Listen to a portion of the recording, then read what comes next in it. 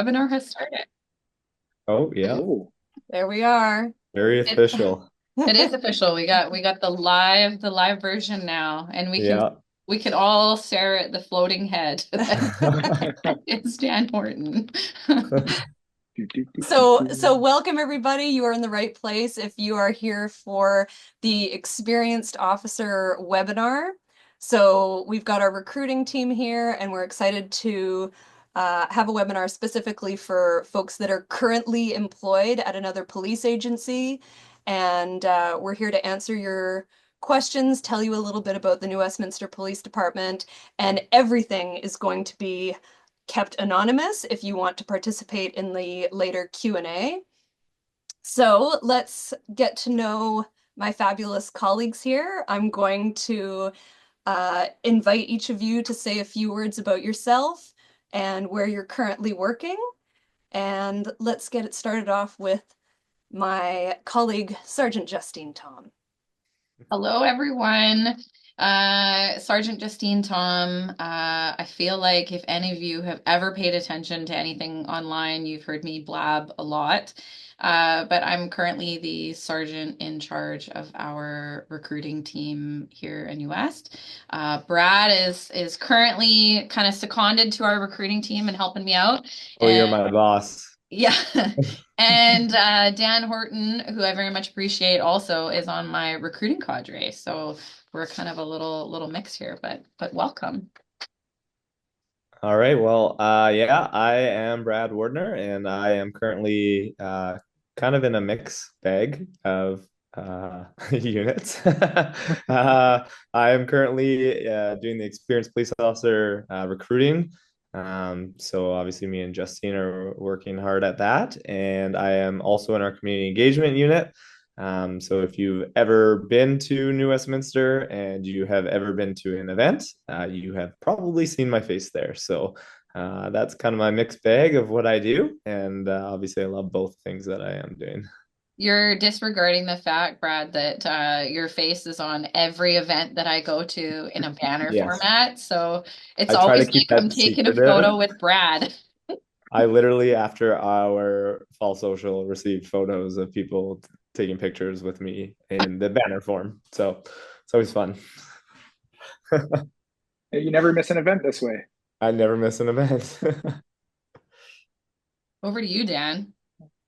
So, my name is Dan Horton, currently a detective in our specialized investigations unit. I've been with New West for coming up on 3 years now, and prior to that, I was with the RCMP for 2.5 years.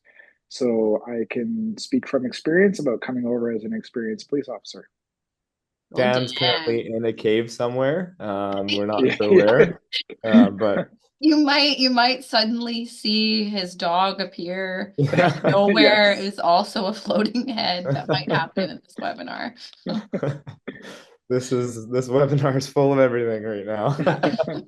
So oh, and pardon me, my name's Haley. I do public affairs and communications here at the New Westminster Police Department, and I love supporting my colleagues here in their efforts to recruit fabulous new colleagues to our police department.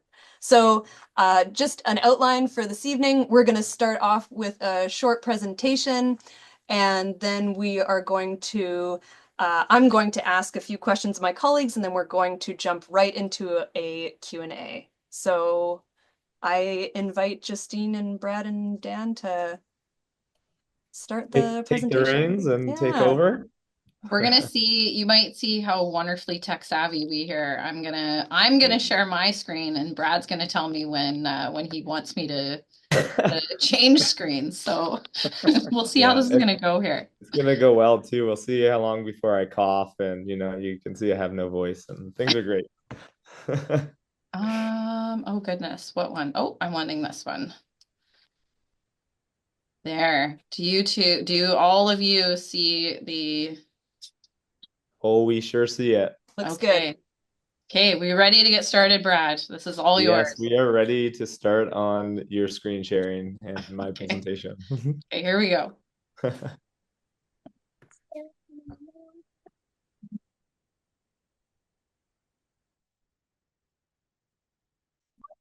Job than most people think. It's a career like no other. Although we go through extremely tough situations, we still have time to relax and have fun.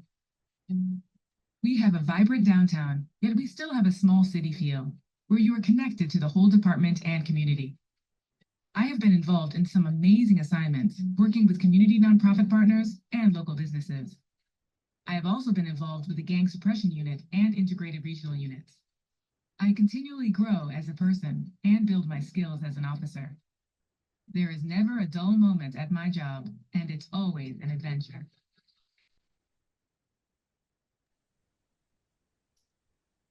Justina, I'm not sure if that was a video about you or I I saw was your in there face a a lot, lot. I will I admit. saw I saw your face a lot there. That's why I said if you ever tune in anywhere, I feel like you see a lot of me. You'll end up seeing you. I think it's obviously, yeah, it's very important, especially for experienced police officers coming over to know what kind of agency you're actually getting into and who we are as a police department. We're one of the oldest police departments at 151 years now. I know it says 150, but obviously it's not 2023 anymore. But at 151 years, we've been around for quite a while. We do have 150 police officers. I think it's important to note that there are 30 on a secondment. So if a secondment is something you're really interested in, we have a plethora of different options for you. We'll talk about those a little bit later on down in the PowerPoint here. But there's a ton of opportunities. You're not just kind of stuck on patrol, and hopefully you can find something exciting for you. I know Dan wasn't on patrol very long coming over as an experienced police officer, and he's now obviously in our special invest unit. And that's kind of been the same for a lot of experienced police officers who have come over. Yeah, we are covered by our New West Police Association. So that is obviously our union. So we are unionized. Good flip, Dan. Yeah. Or good to flip, Brad. Okay. Uh, we are going through a lot of change in our department, and I think all of us on this panel can say, yeah, there's definitely a lot changing. Right now, we do have a competition happening. So we do have our acting chief constable, Paul Highland. I think it was just his 29th year. I think he was just bragging about it or something on X the other day, but hopefully he doesn't tune in anytime soon. Well, then we can talk about how I know that his favorite chocolate bar is a Kit Kat Yeah. because he does steal them from my office regularly. And every once in a while, he'll put on a pair of hockey skates and come play with us. We have currently two acting deputy chief constables, Andrew Perry and Eamon Ward. And then we do have quite a few acting inspector roles right now. I would like to make it very clear that these are all going to be permanent spots once that kind of chief position is solidified. And I believe that's potentially, Justine, you can maybe say in the next couple weeks here, we might hear something, or I'm maybe we not won't. sure. I don't know. These are obviously definitely going to be filled. We had a number of retirements this year, two being inspectors and one being our former chief, Dave Jansen, who retired in June. So it's an exciting time for us, and change always brings good things. Yeah, we'll see kind of where the department's going to go with new change, new people upstairs. But yeah, we do internally, not just obviously some comments, have a bunch of different units. Our big one is patrol. Obviously, that's the bread and butter of policing, but we have everything from major crime, street crime, traffic unit. I just was reviewing kind of an experienced police officer's testimony from coming over from a different agency, and they were actually impressed with how our traffic unit actually responds to files, and they are not stuck taking all the traffic files. They were, I guess, frustrated or whatever was happening where they were getting stuck with some of those files. So they were quite happy with that. But they also noted that they've in their year gone to work with major crime and street crime.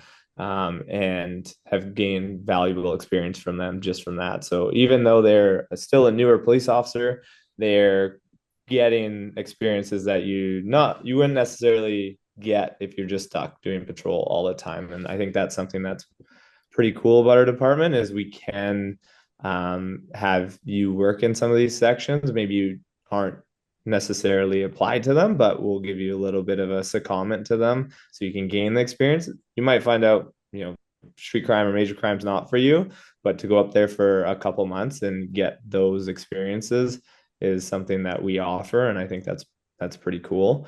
I personally have worked in our crime reduction unit, so uh, lots of photos of me were taken while I was riding my bicycle, and I think Haley can is the culprit of that one. But a lot of fun in the crime reduction unit. We have a crim intel unit, forensics. For a smaller agency to have our own forensic ident unit, I think is quite neat. I know other agencies have to integrate with the RCMP, but we have our own. So especially when you're dealing with bigger files, it is amazing. And I'm sure Justine, someone coming from major crime, having a forensic unit that can be there with you right away is a big help. And some of our smaller file types can end up getting solved a lot quicker because we're able to actually have our forensic team come and do fingerprints, and maybe there's DNA cast off. So if you're interested in something like forensics ident, we do have obviously that. And then gang suppression unit, training unit, mental health. Dan's in our special invests. There's me in community engagement and recruiting. We are lucky having a marine unit. So a lot of our patrol members are trained marine wise, so that if they need to hop on the boat, they're able to do that. And I know we help a lot of other agencies that don't have a boat. We will take ours up to whatever location they need. And then you have I'm in that unit as well. Pardon? I said I'm in the marine unit as well. Yeah, so there you go. Yeah. Earlier I added support cadres, and really what that kind of entails is that we have a lot of kind of secondary positions that you can do within the department. We have a training cadre, so if training is your passion, you can kind of do that on the side and get some experience there. Same with, there is a recruiting cadre, which I said with Dan and Brad are both on, that can help me out with the same things within the community that are recruiting based. Same with, we have the community engagement cadre, so a lot of kind of just community events that we have in the city you can participate in. Plus, we still have the major crime ad hoc list. So it's basically like if you have a passion for a major crime and you want some experience, but maybe you're not quite ready for a major crime position, that's a great way to get overtime opportunities where you can come out and actually help major crime on files. So there's a lot of things that you can do that are kind of additional things that can add kind of more experience, top up your resume, get you some exposure to some different files. Yeah, and definitely. I'll add in there on that point too that in a smaller size department, it's very supportive if you want to get some experience, say writing some warrants or things like that, and you make that known to your supervisors. If resources allow, you can have some time off to the side where you can go sit up with the major crime people for a week or so. And I know Brad's done it. I've done it as well. And you can sit there and you can get some experience writing a warrant with the help of people that have done many. And that actually exists for like many, if not most of our units. Like currently there's somebody from patrol that's kind of is doing a mini secondment to street crime.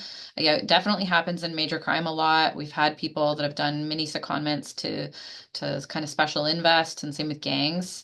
It just gives you that little bit of exposure and also gives you some awareness if that's actually something that you're interested in.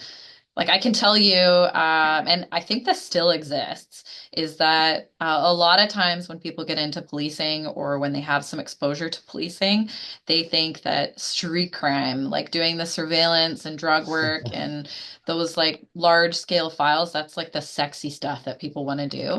And I remember when I was on the road, I 100% thought like that's what I wanted to do.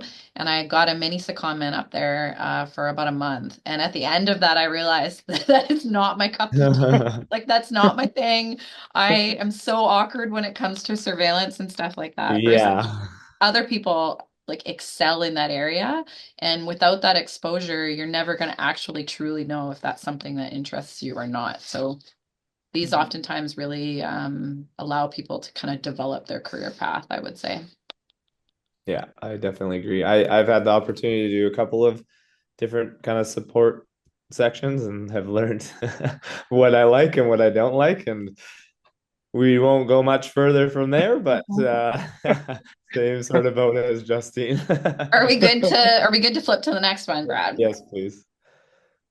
Obviously comments, and I think we are big on our comments, and I know our senior management team is very big on having a lot of comments. We aren't an agency that likes to say no to opportunities when, say, the RCMP reach out and say we have another position open. So for people who don't know what kind of these different comments are or what a comment is, we have a bunch of our members from New Westminster, and we get postings internally within the department. Now, you're not actually competing with external agencies.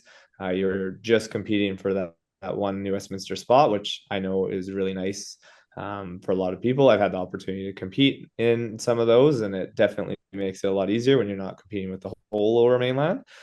So we have those specific spots that are just for New Westminster, and you will be competing with just individuals in New Westminster who also want that position. I can tell you that there's a lot of times where nobody applies, and you might be the only one who's the applicant. And Yeah, congratulations, here's your spot. I can So speak to that. there's When I first started, sorry to cut you off, Brad, but when I it's all first good. came over, it was only a month in, and I saw on all the screens we have inside the department advertising for a secondment opportunity with, I believe it was FSOC down at the waterfront, so Federal Serious and Organized Crime.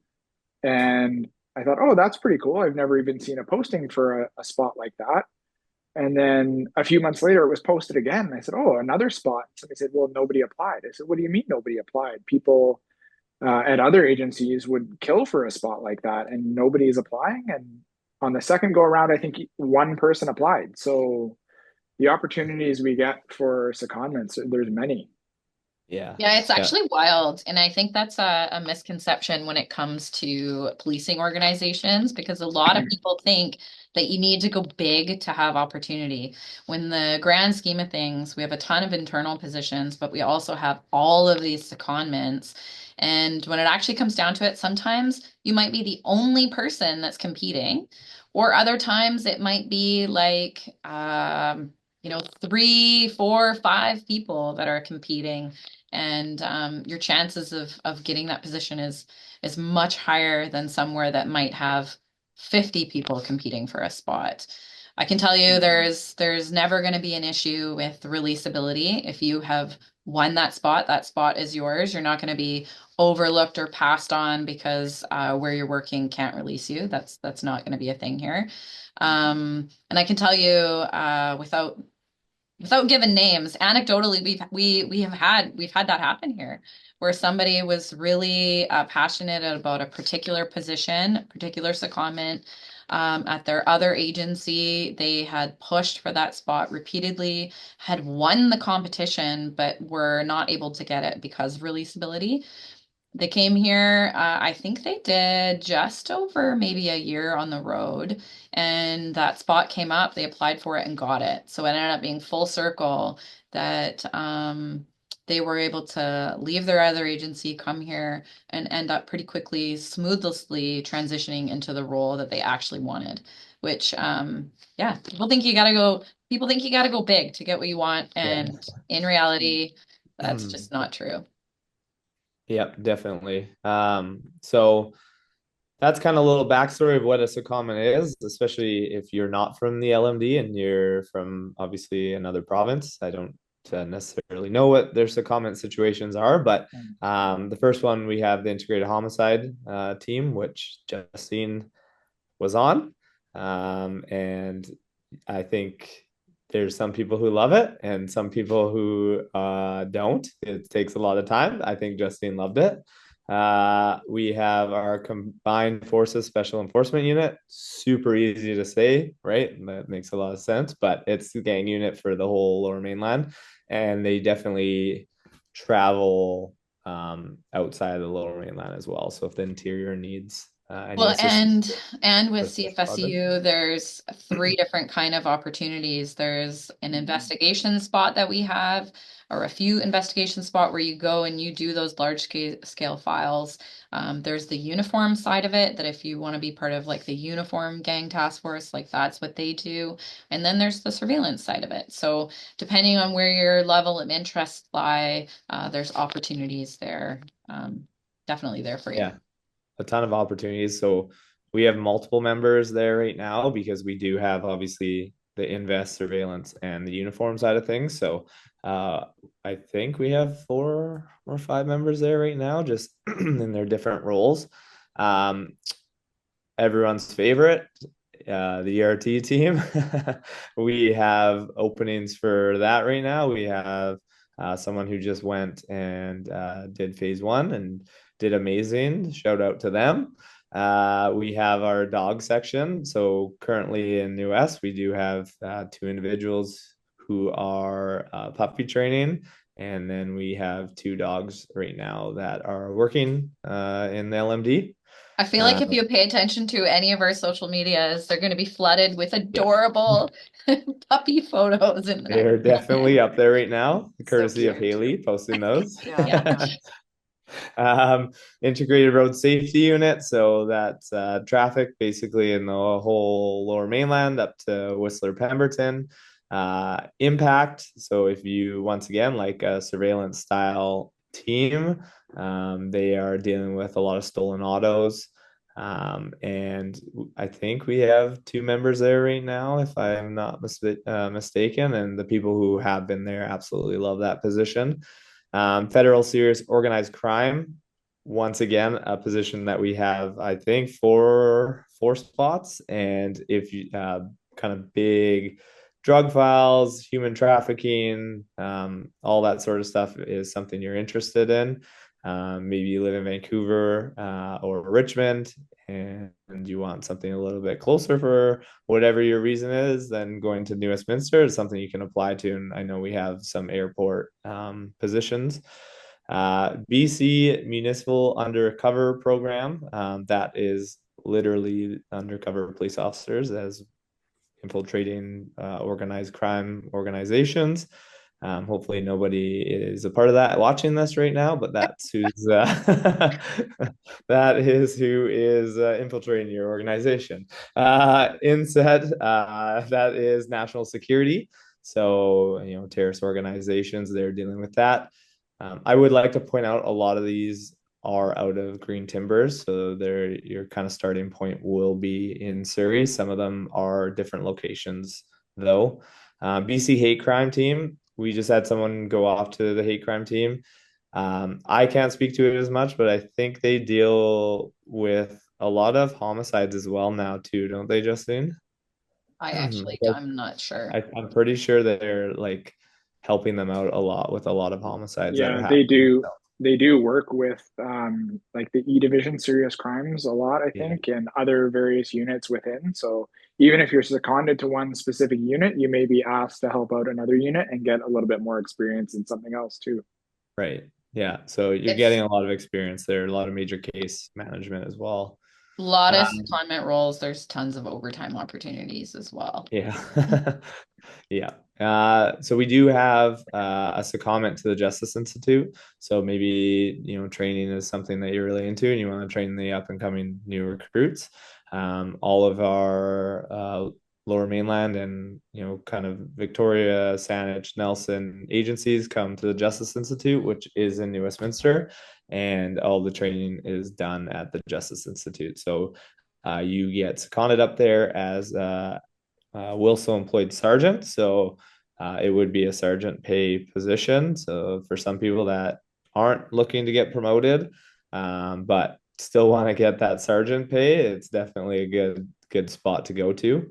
We have NWest, which is dealing with firearms, Arctic BC, which is basically overseeing all the different files happening in the lower mainland. They're the real-time intelligence. What's the C stand for? Center. Center. Wow. Which I should actually say, one of our seconded members Mhm. that we hired last year is actually just been seconded and started there within the last few weeks. So Yeah. again, it goes to show that as an experienced member coming over, you can have opportunities that come your way pretty quickly. Yeah. And he got that spot months back, I believe, too. So it's Mm. not like he just got it. He was waiting, I would say, about 5 to 6 months for a security clearance. So he'd only been with New West for 6 to 8 months before getting that position.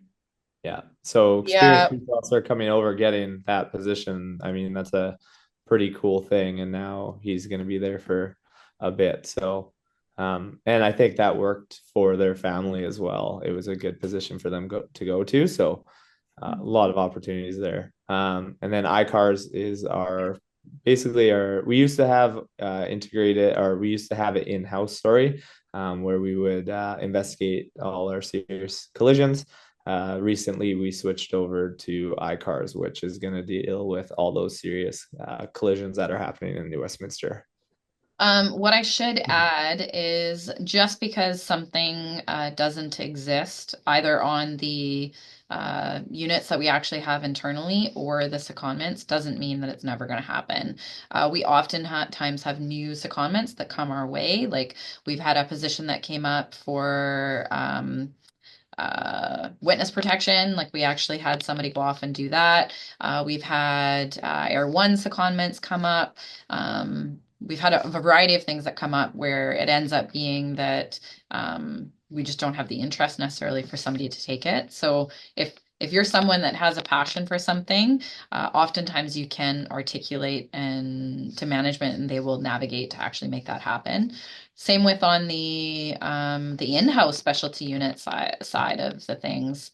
We've had members articulate the need for a mental health unit, and because somebody put forward a case plan, like that's how it got created. Same with community engagement. So there's just a lot of opportunity here for growth and development. And yeah, if something doesn't exist, it doesn't mean it's never going to exist. The department's open for change, which is pretty incredible. Yeah, our Justine, comment. sorry, Oh, could I just ask, for those who don't know, could you explain what Air One is? Oh, Air One's the helicopter. So it's uh the eye in the sky that's out there that's actually helping us out on files. Like today, actually, I think they called Air One up to help yeah. with a file that we had within the city that was pretty urgent. And oftentimes, yeah, they'll help out with robberies or with stolen vehicles or police or dog tracks, like all sorts of things. So it's pretty cool opportunity. Yeah, so obviously it's a comment list, like Justine's saying there, like that's not everything, and that list is not exhausted. So there's a ton of potential, and it just depends what comes forward and what the RCMP proposed to us. But I think they're always sending us things. And I So, believe we do get asked some periodically when other agencies can't fill the vacancies for the secondment. So Mhm. occasionally we do get to send extra members than we normally would be yeah, sending to that unit. That I think definitely Ursi happens. right now we have a couple extra there New because of New West Ursu, yeah. yeah, Yeah. it's getting there. Yeah. Yeah, so let's dive into what the requirements are. If you want to click there next, Justine. So you do have to be a Canadian citizen or a permanent resident. You must be or have been employed as a police officer within Canada or within a Canadian police service within the previous 3 years. So um, we have had it where someone has had a couple of years off from policing, but they had, exemplary service. And then they submitted their application, and we were still able to take them on as an experienced police officer. So they no longer had to go back to the JI and go through all that training. Again, we're not just going to throw you out there and say good luck. We understand you've had some time away from it. So we're going to take you under our wing, and that's something that's really nice about New Westminster is you're not just thrown out there and it's the good luck and let us know how it goes. You have support not only from your supervisors but other members on your shift. And the ability for someone to cover you is, I mean, each one of us, I'm sure, has experienced it in New Westminster. There is someone always there with you and coming to help you out. So yeah, so within within the previous 3 years, that's something we'll look at. You do have to have successfully completed the police recruit training program and recruit field training. So it does have to be an accredited police training academy. Do you have the list with you, Justine? See if Maybe? I don't screw up the screen sharing here. Oh, No, yeah. I think we're good. We're good. You Okay. still see that screen, right? Well, obviously the GIBC is an accredited school. Obviously Depot with the RCMP is an accredited school. The Ontario Police College, Chief Crowfoot Learning Center, which is CPS, the EPS Recruit Training Program, Lethbridge College, Winnipeg Police Service Recruit Training, the Royal Newfoundland Constabulary, Saskatchewan Police College, because you're going to see my terrible French, École Nationale de Police de Quebec, Amazing. and the Atlantic Police Academy and basically the Canadian Armed Forces Military Police Academy are the ones that are accredited institutions. If you've gotten training from some other location, there is a potential we can apply for an exemption, but these are the ones that are automatically kind of accepted. Yeah. So a big list, and the good news is we're recording this, so it's if you missed that list, you can hit playback later on and see if your school was there. Yay. Well, and the other thing to keep in mind is this is not something that, we as an agency have decided upon and made up. These are standards that we're obligated to follow through BC Police Services. So you can actually find these online. You can read them if you want. It's just BC Policing Standards. Yeah. That would be like if you don't see it on here or you want to go read up on it elsewhere, it would just be through like Googling BC police standards. Yeah. Yeah. You do have to have an exemplary service record with your current or past police agency. So obviously we take into consideration each person's record and we look at those things. Please disclose everything that you know of. That will help us out a lot and make the process go a lot smoother. And you do have to be committed to moving to the lower mainland of BC. So obviously, if you're someone that's in Ontario and you are wanting to join the New Westminster Police Department, you're going to have to move to BC. We can't have you. We can't have you flying in. From Brampton to West. Yeah. Can you work patrol from home? Is that an option? Yeah, maybe. We'll put a proposal in for you, Dan. As long as you have Haley, I feel like I need to give Haley credit here. This background that Dan is in front of right now, I can't handle it. It is I Haley. thought we were all gonna have this background. I thought that's why Haley made it up. It's Haley's masterpiece. She saw that we could do this and she's made it. So this is now forevermore the NWPD Zoom background.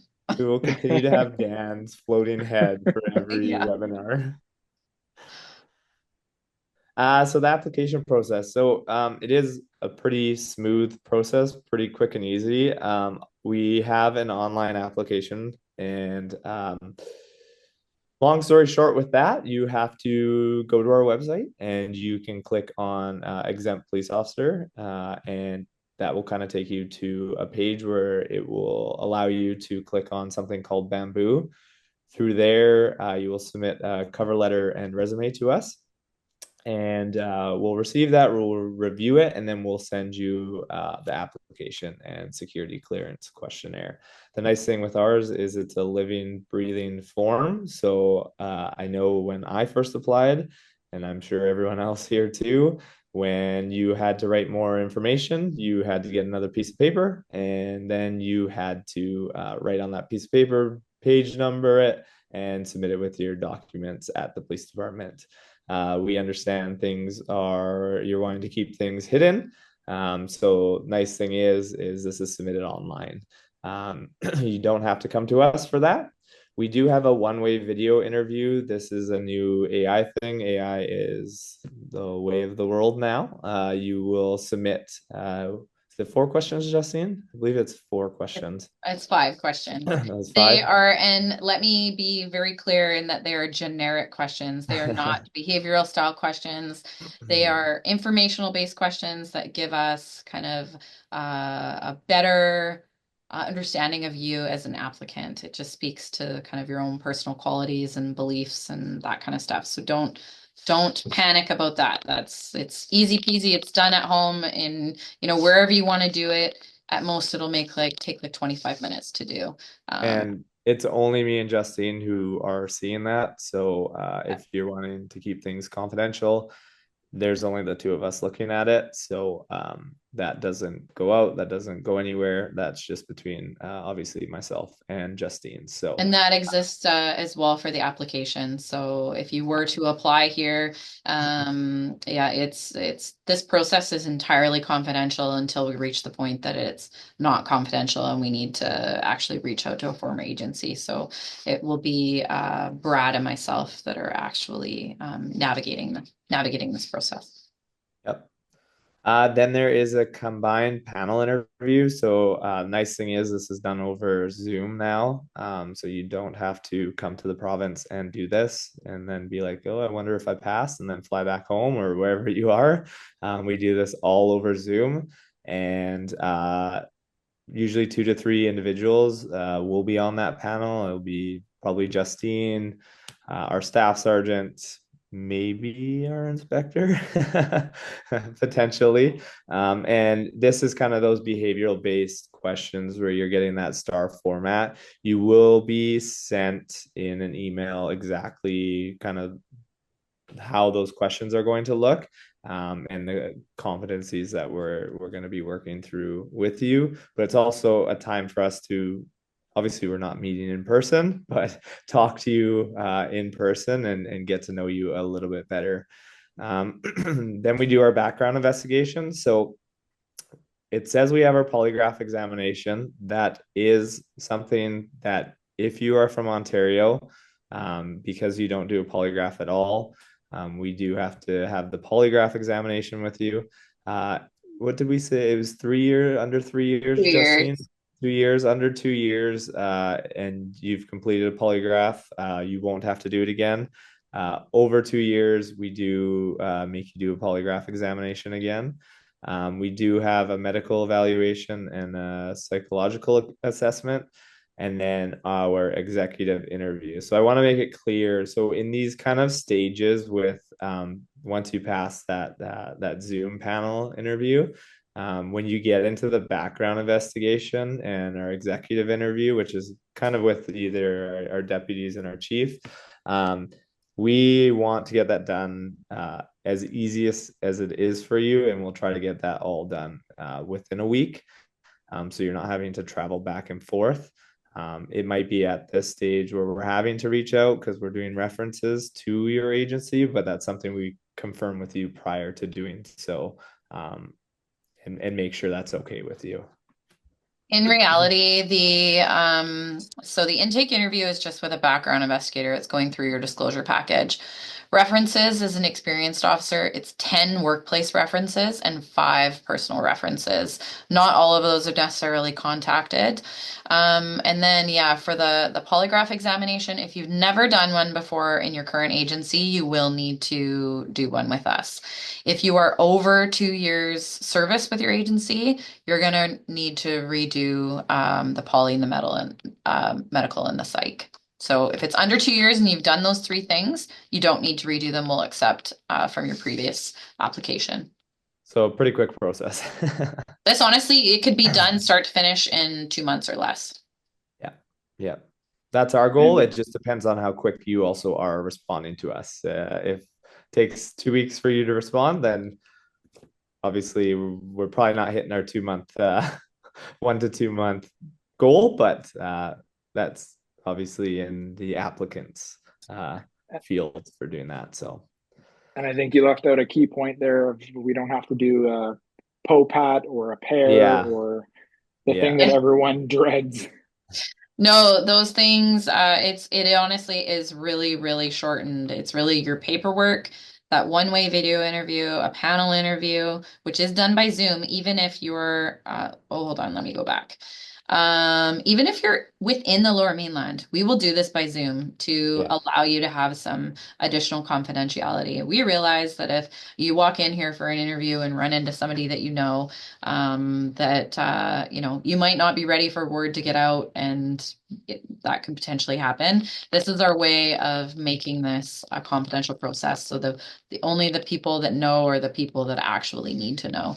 And then that background investigation honestly can happen really, really quickly. So yeah, 2 months if you are an applicant that are on the ball, we can make it happen. And We'll also try the even for a majority, month, but you got to be on the ball. Yeah. and also the majority of applicants are likely going to be doing shift work. So being able to do Zoom is a quite a plus. It's huge. Yeah. Yeah. Big time. We'll flip over to the one that people love. Salary and benefits. So we take whatever your years of service and your current class are to us. So if you are a first class constable, back east, and maybe your pay is a little bit different, maybe it's less. I don't know. You can see what first class makes in BC. I think it's pretty darn good. The one thing to point out is we don't take rank over. So if you are of rank, say you are a Sergeant Justine Thom, you're going to be coming over as a first class Dan Horton. So I think that's something important to point out. But I'm not going to dive too deep into the numbers there. But as you can see from Justine's screen, there is a lot of numbers. We do Yeah. have our 10-year first class and our 15 and 20-year. So at those kind of years of service, you have the opportunity to do schooling and put that towards obtaining those increment points. So something cool that our department has is you get a certain amount of money per year to put towards post-secondary schooling. And you can use those as what we call increment points to obviously get a bump in your pay. Anything you want to add to that, Justine? One thing I will say is there are some agencies where, technically speaking, in that agency, I think your service doesn't actually count in that particular agency until you graduate from police academy or you graduate from your training. Here we will actually count your service as being the day you got hired with that previous agency. So hypothetically, you get sent to the middle of the country to do your training. We count This is your very, very specific, but yes. we count I your did. training. I'm I did trying get to be. I did get This an seems extra very 6 months. specific, Dan. Yes, Yeah. I did get Floating an head, extra. Dan. This seems very Yeah, specific. yeah, I did get an extra 6 months of seniority magically when I came over. So Yeah, Yeah, so we'll actually that's pretty count cool. from your hire date is when yeah. we count. So it's not the completion of your training, it is the start of your training. Yeah. So obviously another cool thing. Oh, Oh, you want me to go back? I'll go back. we I'm are going too very fast. fast. Oh my goodness. Um, we we weren't prepared. We do have field trainers pay, which I would like to point out we have some exempt police officers who have come over and already are field training because obviously we recognize that you are police officers and you know how to do the job. And we obviously trust you to do the job. So why wouldn't we trust you to help field train? So in field training, I believe it's about a $5 pay bump per hour to field train new recruits. So something pretty neat. A lot of people get interested in that. So something cool to do. I would like to point out as well, sorry, it's not written down here, but if you are from out of province and you get hired and come over, we do have a moving allowance of up to $4,000. So something to help you when you do come over as well. The moving reimbursement Moving reimbursement. moving reimbursement. So basically what happens is you've up to $4,000, but if you're paying for a move to come here, you basically once you get here and you've started, you submit a kind of internal form with some receipts and you can get that money reimbursed to you. Yeah. And I can just add to the field training aspect as well. If I know with some agencies, it's not something that you get paid for doing until the end of your recruit's time with you. What? Whereas Really? Oh, being I can specific, say Dan. with New West, you get that pay on every paycheck. Like Brad said, it's basically like a $5 an hour increase. And that even applies if you only do one shift where you're filling in to train that recruit. You will get that pay for that one shift. Yeah. Well, you know what the other really cool thing is when you do overtime and you submit your overtime forms, you actually get paid on your next paycheck. Is another thing that's like actually really About cool. 6 months down the road. There have been times where I've heard people that hit close describe, to home. yeah, I've heard people describe that it's like a lottery and that you don't know when you're actually ever going to get paid. Okay, now you can go to the next slide. Thank you Yeah. so much, Justine. We obviously have annual vacation leave, and we take into consideration, we consider what your years of service are when you do come over. So if you are a first class constable and you have 7 years of service, you actually get 160 hours of annual leave. So we take that all into consideration when you do come over. If you are under that kind of 7 years of service, it is 120 hours of annual leave. We have extended health benefits, so we go through Blue Cross. So we submit everything, all of our slips, all that sort of stuff through Blue Cross. I know myself, it's pretty easy to use. I'm assuming everyone else here has used their application and submitted things and received money right away. So you're not fighting to get your money reimbursed. And then we do have a municipal pension plan. If and when you do apply and you want to reach out to figure out if your pension plan actually patches over, we have a large list of different pension plans that we'll be able to look up and let you know. So a lot of them do patch over, though. I will say that from just reviewing all the different ones. Good if I flip to the next one? Yeah, sorry. And now you're all worried about I'm cutting you off. I'm cutting off your thought by flipping screens. No, we're good. I can just jump in there if you I want, would Brad, like and you I to can. actually, because you're Yes. more knowledgeable in this. So, well, firstly, I can mention about the annual leave. If there's members who are quite experienced and worried about losing their seniority basically by having a lower badge number and getting to pick your holidays after some of the technically more junior members, but their badge number is lower than yours, I can say that's never really been an issue for me. Everyone is quite flexible and will work together, being a smaller department, more family environment where people discuss their needs. And, you know, if you have a few days here and there where you need to take off, especially if you have a family, you can speak to those members. It's not a hard and fast rule of, you know, oh, well, your badge number is 400 and something and mine's 350.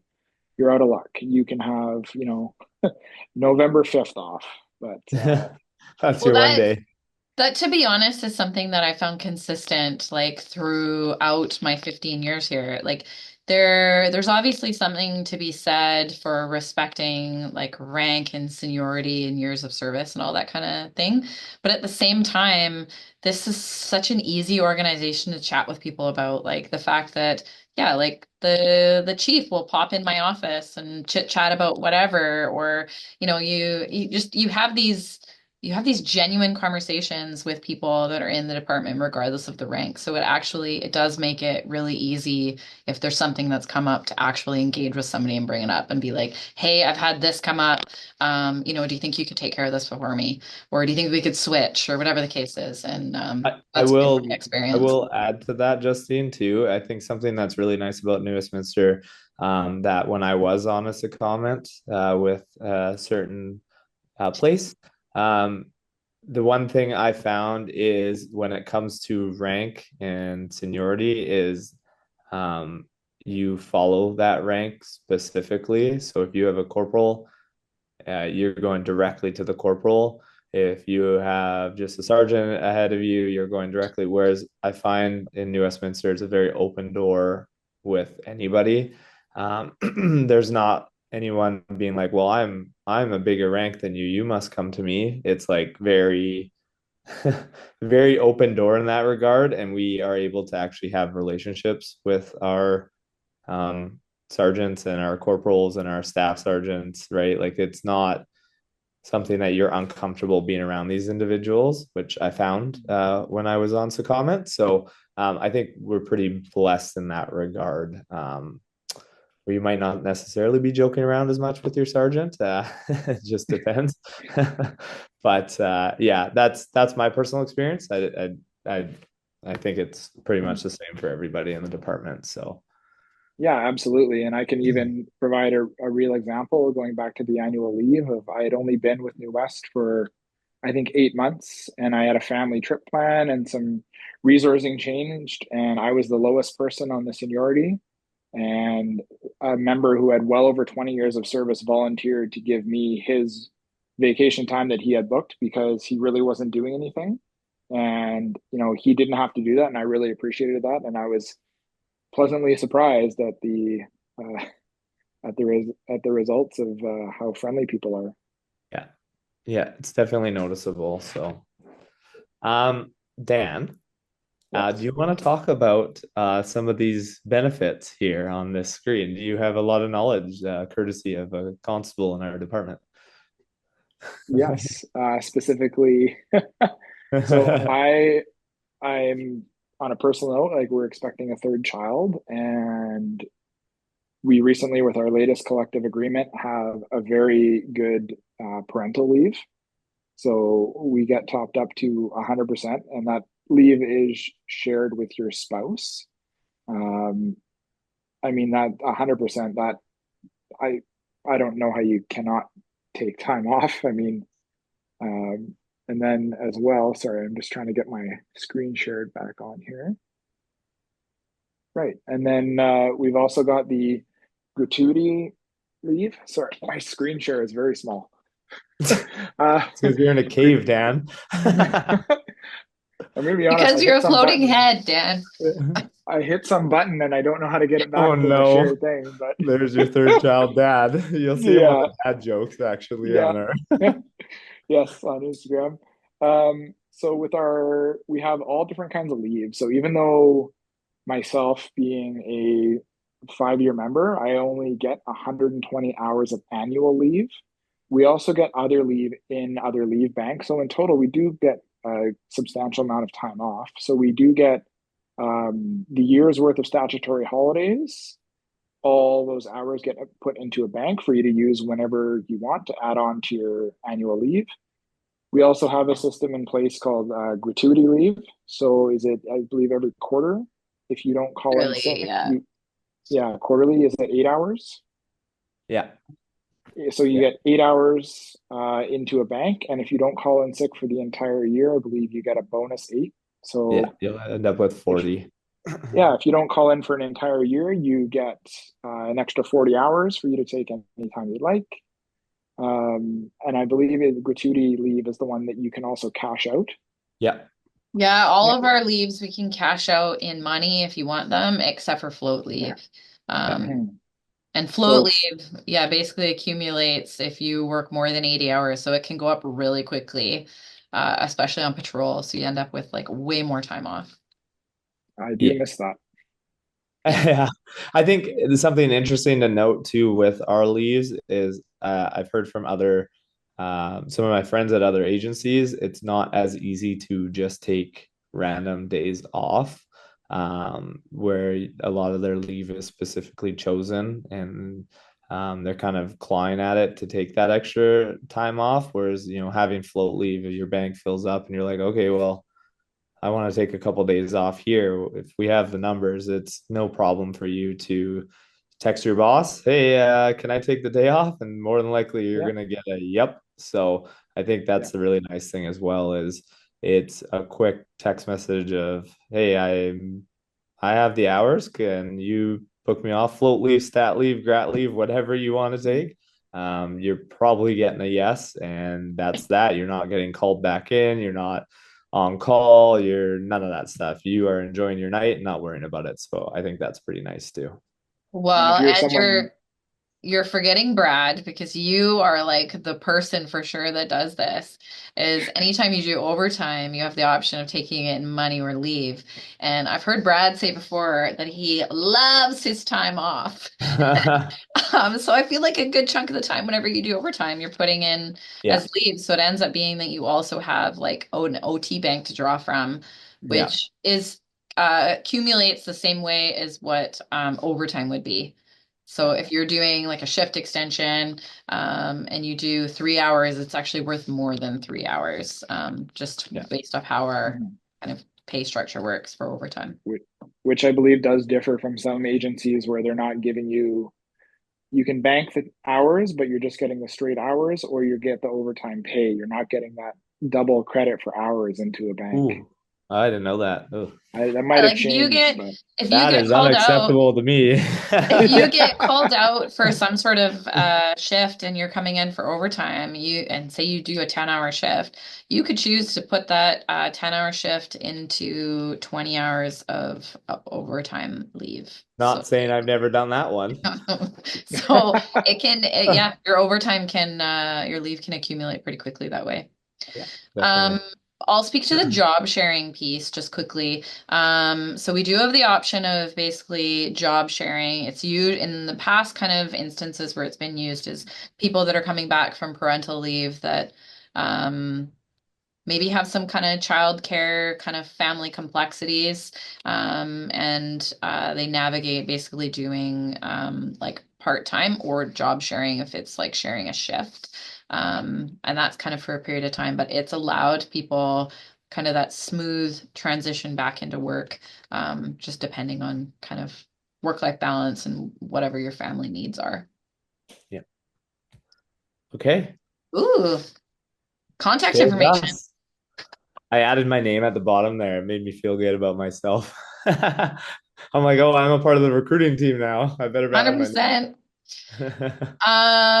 This is obviously all of our contact information. That's me at the top. That's my personal email. The recruiting email comes directly to everybody that's on this page right now. Kim Doxey is my recruitment coordinator, and Patty Parsons is our recruiting and training assistant. Um, I'll leave this up for a little bit here if anybody wants to copy it down, but I think we were gonna transition here into Yes. maybe some kind of, Our host can come back. yeah. I'll leave this for Yeah. a couple more seconds. I don't know, Haley, if you want to go into maybe a question and I'll Well, this will be recorded and added to our YouTube channel, so if people need to pause and grab a pen and paper, they're welcome to do so. And also, a lot of this contact information is on our website too. Haley, you forget someone like Dan might lose his screen and have a dad moment. And I'm waiting for I'm work. and I wish I could remember the name of the Christmas card thing, like the online Christmas card thing when you're moving your head around. oh, his bobblehead. I know exactly the one Oh, it you're was like the talking elf about. ones, right? Yeah. Yes. Yes. Oh, what's it called? That's what you Yeah. look like, Dan. All right, question time. Now, I want to ask each of you, what were the circumstances when you stopped and thought policing could be a career for you? Who wants to go first? I honestly never thought policing was the career for me, if I'm going to be honest with you. So growing up, played a lot of hockey, and I definitely thought hockey was going to be the thing, and hopefully a scholarship, and I would continue on that way. I remember I went on a, I don't know if this would be allowed nowadays, but I had a member of Vancouver take my class. I think we were in grade 7 or 8, down to the downtown east side to walk the side alleys. And that was an eye-opening experience. And I personally, from that, wanted to become a lawyer. I went to, I don't know how that happened, why that came to mind, but I then went to business school. And as I was sitting there in my first semester of business school, I was like, oh my goodness, I can't do or become a lawyer. I cannot sit in an office all day. I like the team camaraderie. I was lucky enough to know somebody who worked for New Westminster. So they actually took me on a ride along, and that was it. It was exactly what I wanted to do. So I actually became a reserve constable in New West prior to, yeah, getting hired 8 years ago now. So that's kind of my little bit of story. Definitely didn't think I'd be a police officer. Meanwhile, for me, like I grew up in a Mountie family. Like my dad, when he actually retired, was like a 40, uh, it's even more. It might be 49-year member of the RCMP. It's so long. My What? Like goodness. That is maybe bad. 45. So long. Like he started pre-charter. Like that's how long ago he started with RCMP. And I didn't grow up in the Lower Mainland, so I had no exposure to municipal policing. It wasn't even my radar. And yeah, I applied to the Mounties when I was 21. I was doing a practicum with the RCMP at the time, and the people that I were working with convinced me to apply. I got deferred for a year, and I was like heartbroken at the time, thinking like my dreams are over. Totally spiraled, didn't need to. And then a number of years later, like maybe 2 years later, I actually met someone here through sports, through flag football, and they convinced me to come on a ride along. And I came on the ride along and I was like, oh my gosh, this is where I want to work. Like it completely was like, I do not want to go and end up in Flin Flon, Manitoba. Like not that there's anything wrong with Flin Flon, Manitoba, let's make that clear. Um, it just didn't meet my personal needs. And I, yeah, like immediately fell in love with this police department. I was sold. Dan, Well, for me, I your can say journey I was got in. different. Yes, my journey was different. Um, when I was younger, I thought policing was such a cool job and I wanted to do it. And similar to Brad's ride along experience, I grew up in North Vancouver. So my mom worked for the city and somehow finagled me a ride along. In the experience I had on that, I thought it was the coolest job in the world. And I thought, okay, I'm 17 years old. I was in grade 12 in high school at the time. And I thought, okay, I'll do some work and get into a path into policing. And um, my path didn't go that way, and I just never really applied at that time. And I got older. I met my wife. We were already had one young child. So at the age of 35, I was hired by the Mounties because my wife encouraged me to apply because she knew I'd always wanted to do it. And before that, I'd worked building houses on the North Shore, doing structural steel for Oh, 12 that's a hard years. job. Oh. With and I loved the job. I loved the work. The people were great. It was a smaller company, 12 people. We were like a big family. Um, but I just wasn't feeling that sense of helping the world, to be corny about it. So my wife encouraged me to apply, and I got in. My employer at the time was very supportive. They helped me out tremendously. They gave me time off all the time to go do these interviews, psych assessments, the pair, polygraph, all those things. So yeah, I went to Depot, graduated. I was just across the bridge from New Westminster in Oh, two and a what's it half called? year. Oh, Surrey, yeah. Oh, okay. So I was there. I mean, I won't say anything bad about working for them. I like the people that I was working with, but for me, with a young family, we'd had a second kid by that point. I just wanted some more stability, and for my career, I didn't foresee me moving around the country to all the different positions that are available. So I decided to start looking for a municipal agency, and while working, I would check and see what kind of calls the surrounding agencies would get. I would see how busy they were. And really, it all comes back to New Westminster ended up being a smaller agency that made me feel more like I did working at that welding company, where it was smaller, like a big family. And yeah, here we are, floating heads. Well, you know what? It is Now so on the panel. Wow. Yeah, it's yeah, now you're here chatting about your yeah, experiences. yeah. It's I find it so interesting because when it comes down to it, like a lot of people, I actually had this conversation with somebody the other day because they had literally said to me like, well, why New West? And when it actually comes down to it, like there are truly so many options when it comes to policing. And I really encourage people to actually do your research. Like Dan did his research. He looked into what he wanted, what suited his needs, what met, kind of his family situation. Um, and he applied to New West. Like, same with me. Like at the time, I originally thought I wanted something, and then when I actually had some exposure to here, I realized like, no, this is what I want. I want an agency where I come into work and I know the people I work with, and you can have genuine conversations with people where you can know things about one another and, be I don't know if I excited want that you knowing Dan and everything, his Justin. lovely wife are going to have another baby. Like there's just, Yes. there's things that happen in this size of organization that you're not going to experience Yeah. in other places. Like it's just different. And people also think because, we're a department of 100 and, 200 staff total, like 150 police officers, that we are not busy.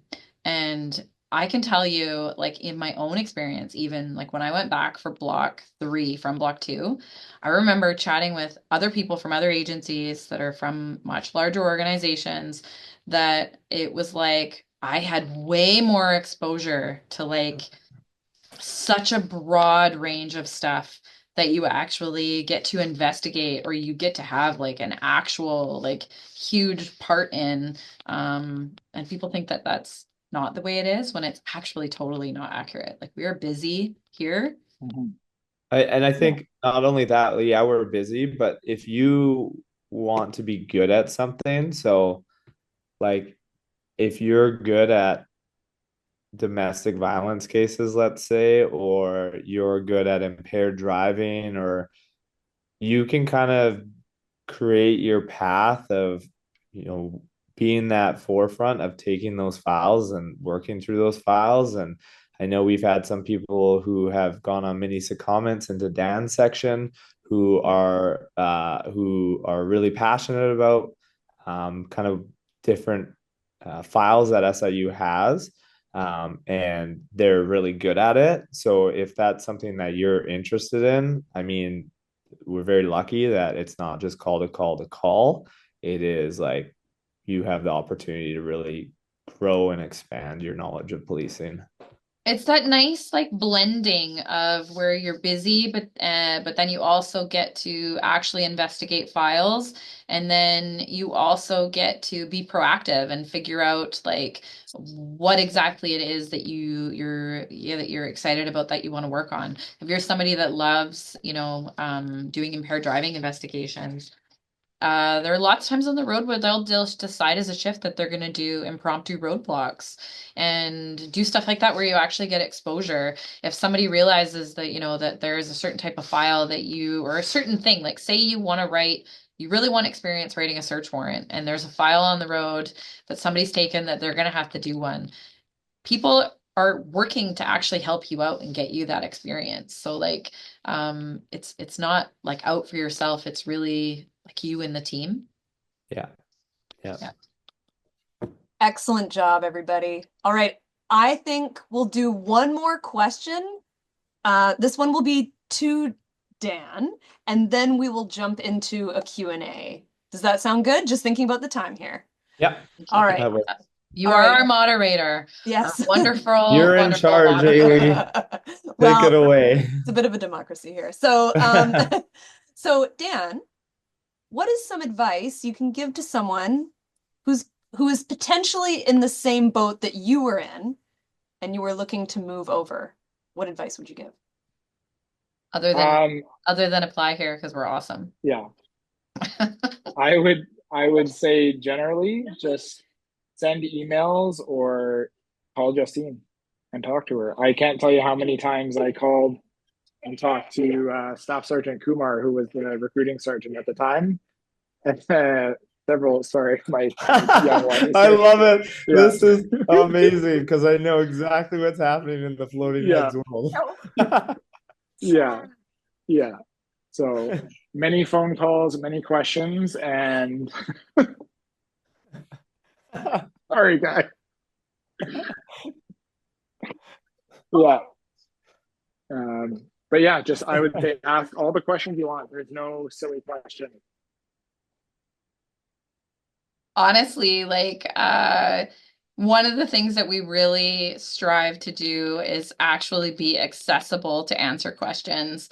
There's a bunch of ways that you can get into contact with us. You can either just send an email just to recruiting. There's also, if you go to our careers page, there's a little form that you can either fill out as an experienced officer or as a recruit police officer to set up a one-on-one recruiting kind of inquiry. You can do that, in person. If you're an experienced officer and actually want to meet in person, but don't want to come to this department, we can navigate to come to you. We won't come in you- uniform. We'll come Yeah, in it'll with be regular like putting on clothes jeans and a hoodie, which is yeah. what I wish I was wearing right now. And we could do it by Zoom, we can do it by phone, like whatever the case is. We understand that there is some I don't know, stress sometimes about making the decision and switching and having, people potentially find out before you're ready. And we pride ourselves on having these kind of experiences be confidential, until the point that there is a point when it's going to be out, but that's going to be in a background investigation.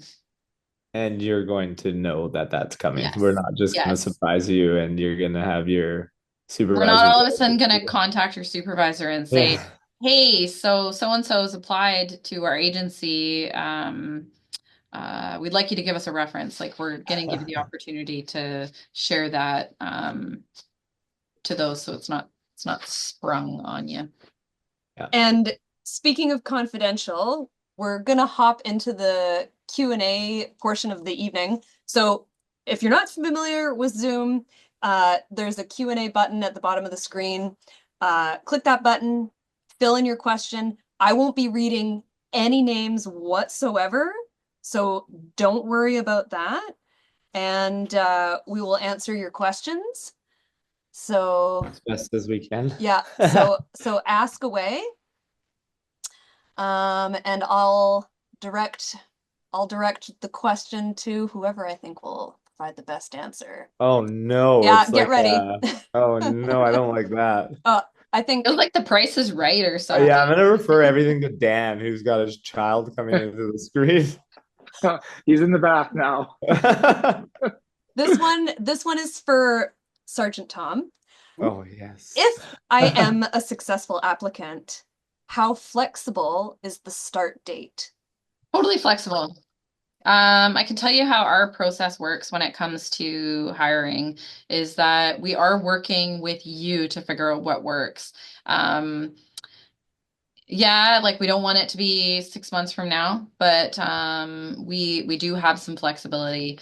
We're not set for a particular, it's not like we're doing experienced officer recruit classes where it's like your start date will be, March 3rd of 2025. No, we're going to look at what works from you, where you're coming from, if you're coming from out of province or out of town, like how long it's going to take you to get to the Lower Mainland. So there is definitely If flexibility. you can give your 2 week notice and start working in 2 weeks, then We'll make it happen. we'll make it happen. It's basically your ball game. We've totally had like mixed kind of mixed experiences. We've had those people that were out of the Lower Mainland. They were sent to somewhere which didn't really make sense, and that they actually had a place on the Lower Mainland, and they literally gave 2 weeks notice and left, and we're here to start work. Versus we've had the other people that are moving from out of province and need a little bit of time to sort things out and figure out where they're going to be living, and there ended up being like a few kind of months before they ended up coming here. So it really comes down to a lot of it is what works for you. And I'd just like to point out, obviously, if you're from out of province, maybe you've never really lived here or been here, and you are looking for housing, we're obviously open to helping you look for places and kind of telling you neighborhoods, or we'll get to know you. So maybe we can figure out what kind of lifestyle that you like. I know everyone on this panel has different lifestyles and we all live in different locations. So I'll tell you, as a recruiter, I legitimately have gone and driven by rental properties for people to figure out if that's where they want to live or not. So, yeah, we're more than willing to help you out. We realize that it's complex when you're moving from somewhere else and moving here. You don't need to live in the city of New Westminster. We have people that live all throughout the Lower Mainland. We have people that live in Chilliwack. We have people that have lived in Squamish and stuff. So yeah, throughout the Lower Mainland, and what meets your needs is really what it comes down to for living situations. All Or if you right. want to live really close, you can walk to work like some members do. Yeah, if you want to Nice. live like off of Columbia somewhere, like that works for we've you, had sure. that. Yeah. I think this next one is a good fit for Dan. As an experienced officer brand new to patrol, what will the expectations be of me? Good question. So when I left where I was on patrol and came over to patrol.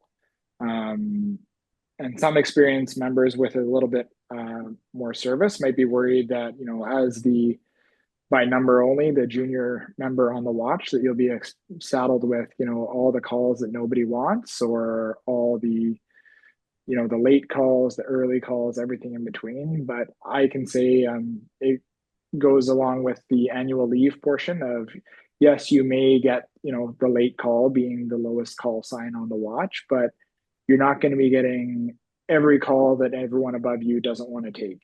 Everyone is here to work. The watches are smaller. Sometimes there's, only 10 members. So it being so small, there's not going to be in a larger agency where you might have some people that don't want to take a call. And you have a few members that are doing all the calls. That's just not the case in New West, where we're all working together. We're all on the same team.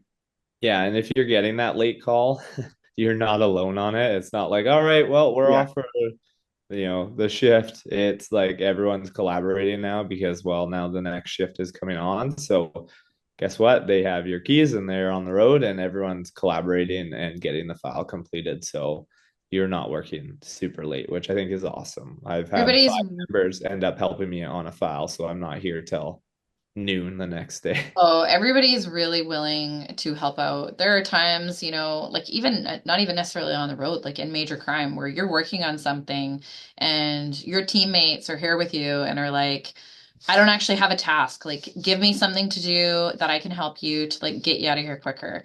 Or yeah, on the road, even though we're single person cars, you're rarely ever going to a call by yourself. Like you always have somebody there to support you. There might be, um, suspect not on scene fraud where you might go to by yourself. But Yeah. like if it's any sort of call that has any sort of risk associated to it, you're not going by yourself, you're going with someone else. Traffic stops, people are coming to come cover you. Same with if you get flagged down on the street, which does happen.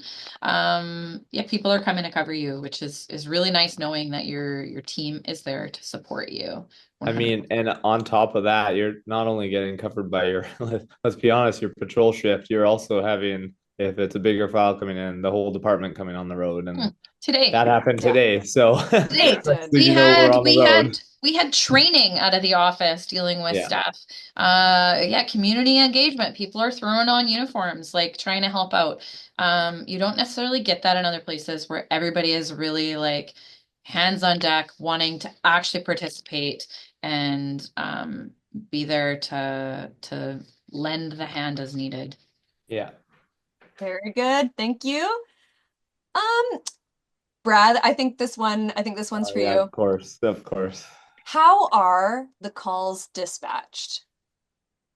Oh, okay. That's an interesting question.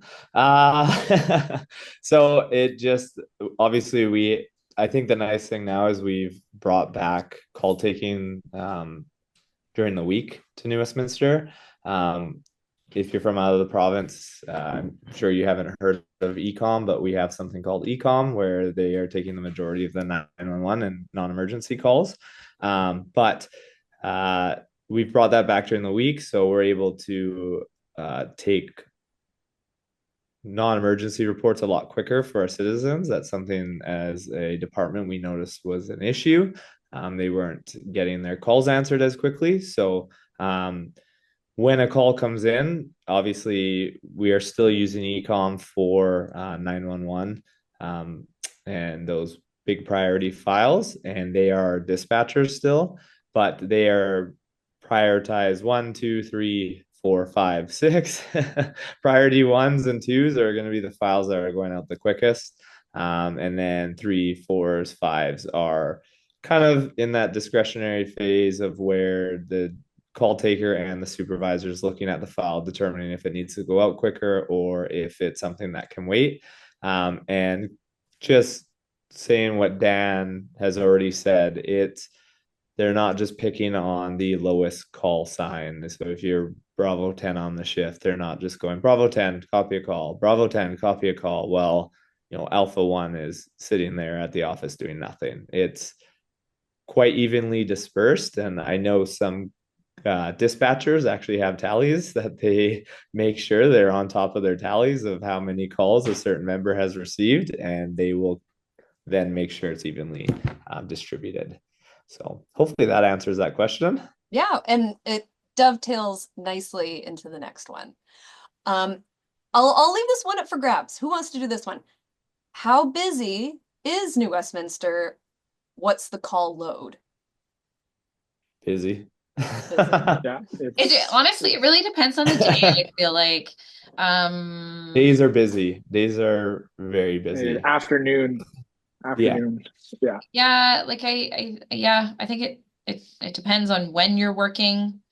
It depends on a lot of things. Depends on what's going on in the city. I can tell you it's not like your sleepy town of you're going entire shifts without calls. You have calls and and calls of substance. Yes.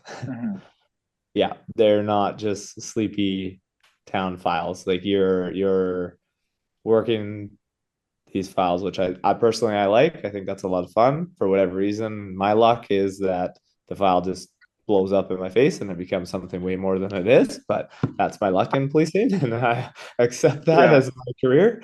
I can turn the smallest file into I don't even know what. But I think that's what's really cool about New Westminster is there's a lot of substance behind the files.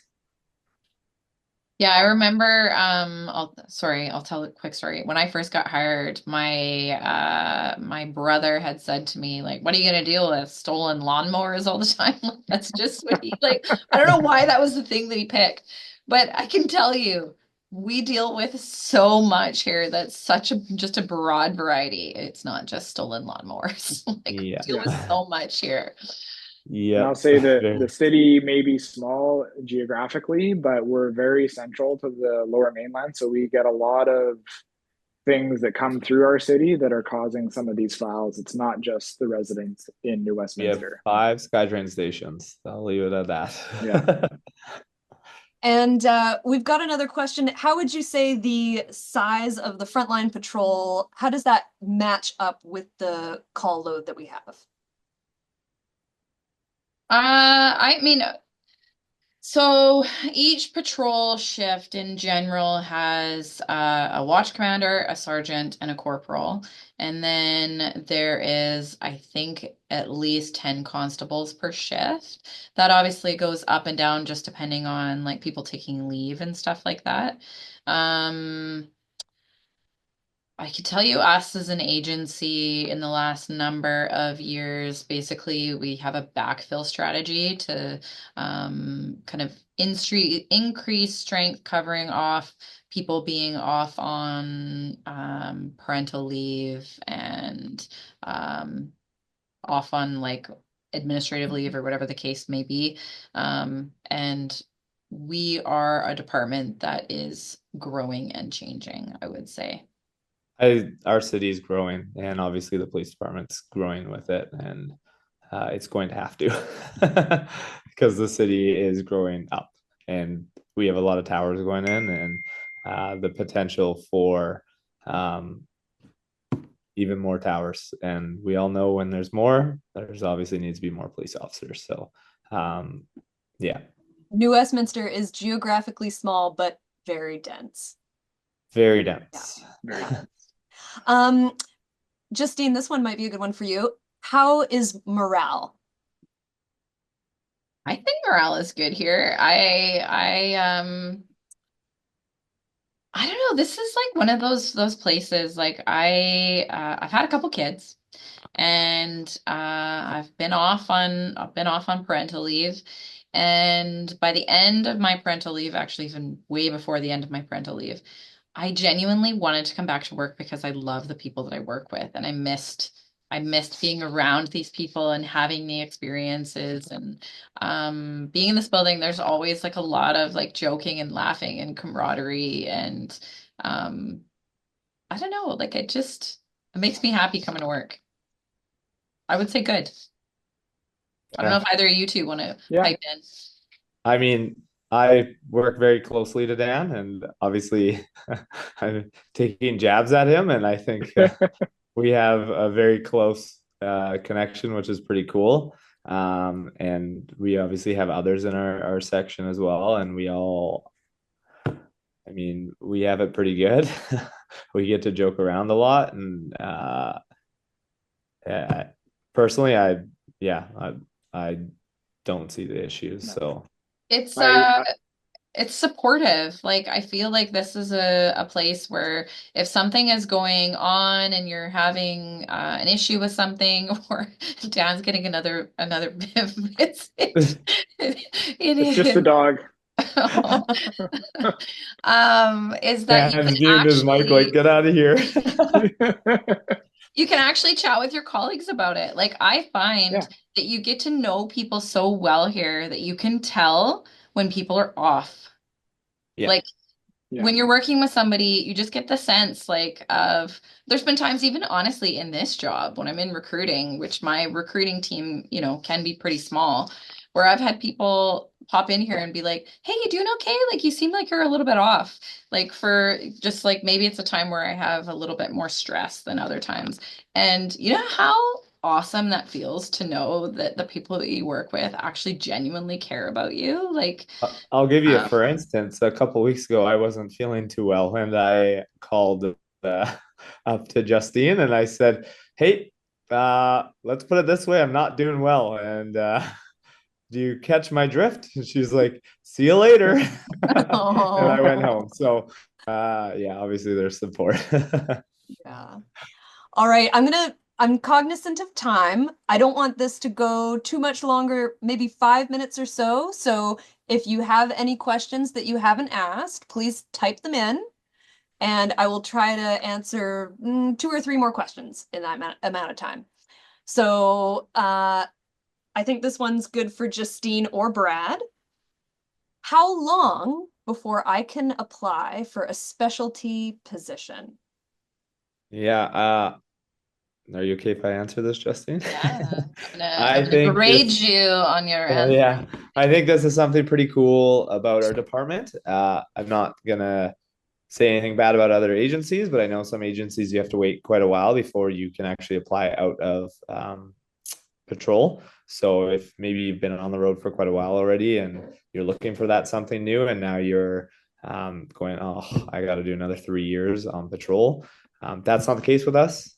So you have a 6 month probation, and the moment that your 6 month probation is up, say we gave an example earlier in this webinar. Say there's something that comes up, an Arctic position that you really want, and you're of the constable class that is required. So say it says it's a third class constable position, and third class constables and above can apply, and you've hit your 6 month probation. Guess what? You're eligible to apply to that position. And it's the same with any position that's opened up. So it's only 6 month probation, and then you have that ability to actually apply out of patrol. A plus, Justine? That is accurate. 10 out of 10. 10 out Oh, of 10. yes. Yeah. As long I have as my the, job tomorrow, everyone. I can come Yeah. into work. as long as the years of service match like the class requirement of the role and you're past that 6 month probation, you are good to apply with whatever pops in as an opportunity. Yeah, and I did that myself. After the 6 months, I interviewed for a major crime spot. So I Now didn't he's I an didn't get it. SIU. I'm in special investigations, but I was I was happy that that was actually I was able to do that. That 6 months actually meant 6 months, and you can do that. It legitimately is 6 months because Yeah, we also recognize that people that are coming over here as experienced officers are coming over as experienced officers. Like Yeah. you are coming over with like so much of a knowledge base, and we appreciate that. Some people that come here have already, kind of immersed themselves in drug files or in surveillance or whatever the case is. And it's not like that's just disregarded. Like that is taken into consideration in an application process for a specialty position. Yeah, we've and occasionally too, it's not even the person who seeks that position out. It's heard through the grapevine that this person has a Yeah. wealth of knowledge in a section, and all of a sudden they're being approached to, oh, hey, would you want to come and work with us for a little bit? So Yeah. Well, actually, here's something that I just realized, and correct me if I'm wrong here, the three of you. Our crime reduction unit right now, there are 4 constable positions in that role, and 3 of those 4 are experienced officers that came here from other agencies. Love that. that's correct. And I would say there's a 2022 in there got hired here, and I think the other 2 are maybe 2021. Yeah. They're all pretty new coming over. Well, one of them is a 20, isn't he a 23? There's I a think so. 23. Or end of 22. End Yeah, of 22. very end. End of Yeah. 20. Yeah. Okay. Yeah. I And hired from three them. End of and 20. from three different agencies too. So Yeah. All Anything right. else, Haley? Yes, yes. This one's a tough one. What does New Westminster bring to the table that is unique? ooh, well, we already touched on the Marine unit. We're one of the only police agencies that has our boat that's in the water all the time. If I know I'm not part of the recruiting team, but I could add something. Yes, We're please. more than 150 years old. Not a lot of other police departments can say that they have that kind of tradition. Oh, we have a rich history, and we're gonna continue to be around as an organization. Like I think Yeah, I think so, like it's weird. It's almost like talking about yourself and being like, what are you really like? None of us are ever really good at saying, "Oh, I'm good at this." But I think when looking at and talking to other members, like hearing things like, well, if I need something from training, like if I need new equipment, I can walk down the hall and be like, hey, this piece of equipment isn't working anymore. Like, can I get something new? And it's as easy as walking down the hall or, um, having top-notch equipment that you're not actually having to go out and pay out of your own pocket to get better equipment because you're not supplied with safe or not necessarily safe, but comfortable and usable equipment. So it's things like that that we have.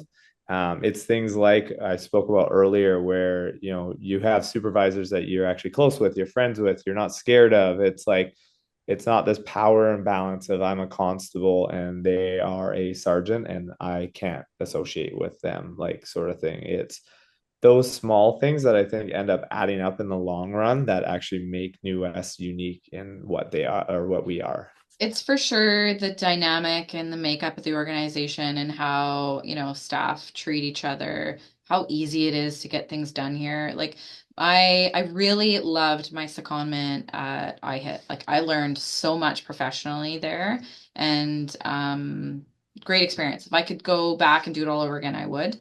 And saying that, one of the things that it made me really appreciate about here is the lack of red tape, like how easy it is to actually get things done. Like in this role, like in recruiting, literally when I took over, it was Chief Jansen at the time. He had said to me, literally, he had said, Justine, just because it's been done a certain way doesn't mean that that's the way it needs to be done. If you come across something that you feel like needs to get changed, come talk to me and we can sort it out. At that time, I'd, done a review of our kind of requirements and realized that I thought we were missing the boat on requiring 30 post-secondary credits.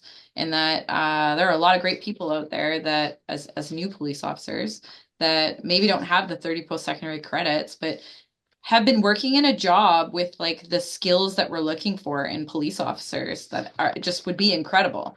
And I literally marched myself down to his office and was like, "Sir, I think we really need to change this. This is why I'd like to do it." And he was like, "Yep, sounds good. Let's do it."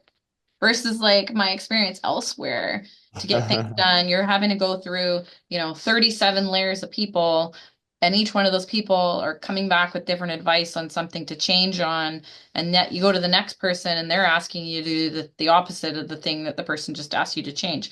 So like it's way easier to make things happen here. Whether that's investigationally or organizationally.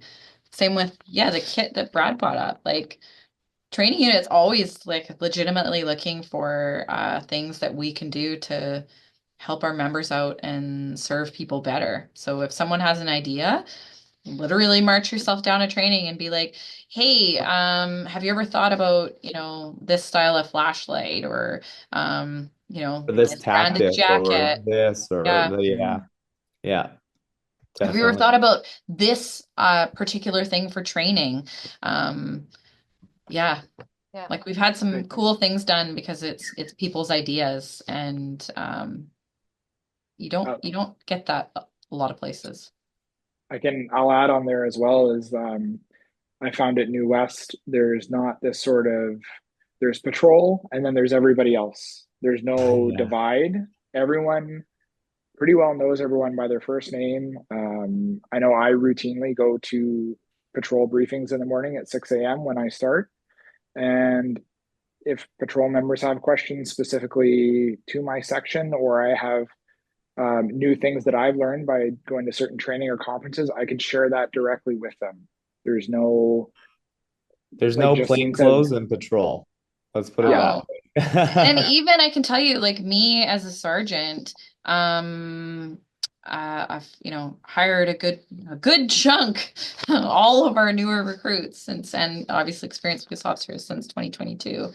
And I routinely have those people text message me about like random things, being like, "Hey, do you know where I can find this?" Or "Hey, do you know how this works?" Whatever the case is. And like the fact that people feel comfortable reaching out and doing that speaks volumes. And that's not just me, like that's consistent across the board, which is nice knowing that like people got your back. Yeah. Yeah. Well, now's the time to apply. If we didn't get to your question this evening, don't hesitate. Go to our website, email the recruiting team. Like it was said earlier in the webinar here, everything's kept confidential. We will answer all your questions.